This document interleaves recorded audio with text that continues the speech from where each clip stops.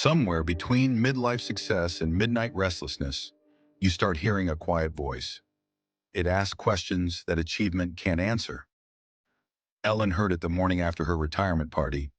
The confetti had settled, the flowers already wilting, and the silence in her kitchen felt like a stranger she'd accidentally invited in. She'd been a teacher for 40 years. Now no one was waiting for her. What now? What matters next? Who am I becoming? That's how quiet begins, with questions that don't fit on a to-do list. Welcome to Quiet Intelligence, a place to pause, reflect, and renew. Here we slow down long enough to notice what life's been trying to teach us all along. Brian found his quiet differently. After 30 years in marketing, he sold his agency, bought a used surfboard, and moved to the coast. He jokes that the ocean became his new conference room. Out there, you can't fake patience. The tide decides when the meeting starts. Maybe you've checked every box you were told would bring peace, career, family, stability, and yet peace still feels half finished. It's strange, isn't it? You reach the summit, look around, and realize no one told you how to climb back down. Midlife is that in-between place, old enough to know better, young enough to begin again. Between comfort and curiosity lives possibility. The tricky part is slowing down without feeling like you're falling behind. We've spent decades learning how to go fast, how to optimize, schedule, perform. Now the real skill is learning how to stop without losing our sense of purpose. Brian calls it surfing without waves. Ellen calls it waking up without a title. Both are learning that identity isn't a job description. It's what remains when the job disappears. Try this tomorrow morning. Before you check your messages, sit with your coffee and let yourself feel that silence. Don't rush to fill it, just notice it. That's your inner life stretching its legs. When the noise fades, the first thing you meet isn't peace but momentum, all the habits that kept you moving. You might still wake at 6, ready to chase an inbox that no longer exists. That isn't failure, it's energy looking for a new home. Stillness isn't comfort, it's confrontation. When you stop moving, the things you've outrun finally catch up. They're not enemies. They're teachers that walk at a slower pace. Most of us confuse comfort with peace. Comfort numbs, peace awakens. Comfort says, you've earned a break. Peace whispers, you've earned awareness. Brian says the first time he paddled out past the break, he felt both kinds. Floating was easy, listening was harder. The ocean talked back. The quiet mind doesn't erase thought. It gives thought room to breathe. That single breath between impulse and response. That's where wisdom lives. And if you practice pausing there, even once a day, the rest of life begins to move differently. Maybe today, between errands or headlines, take that single breath. Don't try to improve it, just feel it. This is how quiet begins, one conscious breath at a time. When the noise finally fades, the first thing you notice isn't calm, it's withdrawal. Ellen still wakes at 6, waiting for the inbox that no longer exists. Freedom feels lighter than she expected, and strangely unfamiliar. Stillness doesn't arrive wrapped in peace. At first, it feels like a missing limb. You'll try to replace motion with smaller motions, cleaning, scrolling, planning. But stillness waits until you stop trying to outsmart it. When you finally sit long enough, something else appears, yourself. Not the resume version, the quieter one underneath. Brian says that's why he surfs alone most mornings. He isn't chasing the perfect wave. He's listening. He says, out there it's just me, the board, and the sound of my own mind, which is louder than the ocean most days. Stillness can be funny that way.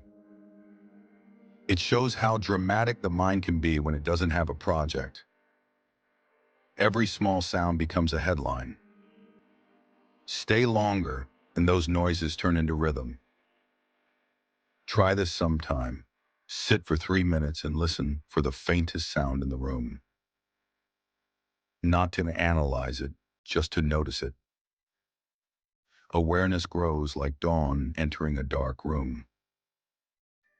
The quiet mind doesn't banish thought. It widens the space around it. That single breath between impulse and response, that's where your second life begins.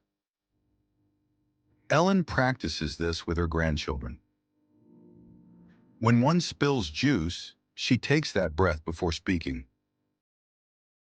Now she laughs first, wipes up second. It's a gentler kind of control. We were trained for reaction, not reflection. But wisdom has a different tempo, slower, softer, often mistaken for uncertainty. The modern world rewards noise, but nothing meaningful has ever been built without silence. Every invention, every turning point began in a pause. Brian says when the surface is flat, most people leave.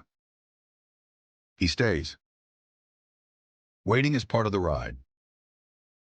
Presence is preparation. Sometimes peace hides in small details. Rain on the roof, folding laundry slowly. Those moments don't announce themselves. You meet them halfway. Try this tonight. Wash the dishes with both hands, breathing with the water's rhythm. That's how awareness sneaks back into ordinary life. Stillness teaches humility. You see how little control you need. Not everything needs your improvement. Some things only need your presence. Peace isn't a reward, it's a discipline. Listening longer than feels comfortable. Waiting before answering. Breathing before deciding. Ellen says she's learning to let unease speak first. Usually it just says, slow down. And then something subtle happens. Life begins to speak back. Ideas drift in like morning tide. People notice you're calm. Opportunities feel less like chasing and more like arriving. That's the quiet paradox. When you stop pushing, the world stops pushing back. The real test of quiet begins when the world turns the volume back up. Ellen thought retirement meant peace. Instead, it meant distraction in new disguises. News, errands, opinions. She realized the world doesn't want stillness. It wants attention. Quiet living isn't about escaping noise. It's about learning how not to serve it. You can't control the world's volume, but you can choose your station. Start small. Turn off one notification you'll never miss. Drive once without the radio. Let silence ride shotgun. At first, it might feel lonely, but loneliness and solitude aren't the same. Loneliness is the ache for company. Solitude is the comfort of your own. Brian says the ocean taught him that too. When he first started surfing, he kept talking out there, coaching himself, thinking too much. Now he just listens. He says the sea already has a soundtrack if you are patient enough to hear it. The loudest voices are rarely the wisest.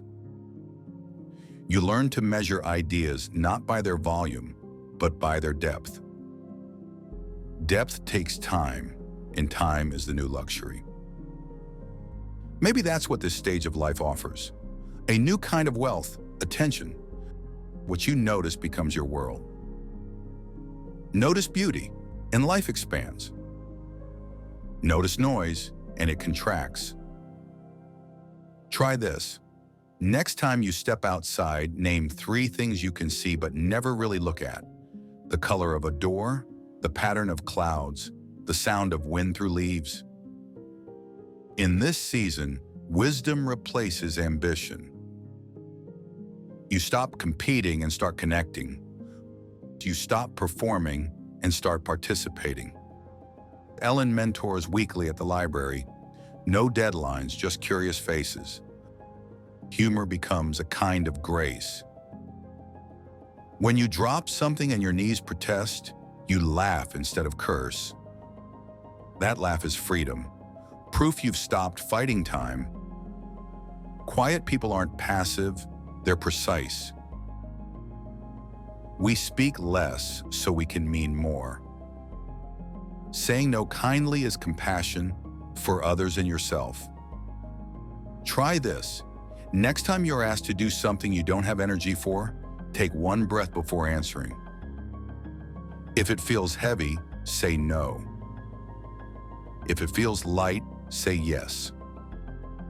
You begin collecting clarity instead of things, moments instead of milestones, peace instead of applause. This isn't withdrawal from life, it's finally showing up for it. Ellen says she no longer measures her days by how much she got done, but by how present she felt while doing it. Brian agrees. Every wave ends, but awareness keeps rolling. Both are discovering contentment without conclusion. The world will always be loud, but you don't have to match its volume. Let it rush.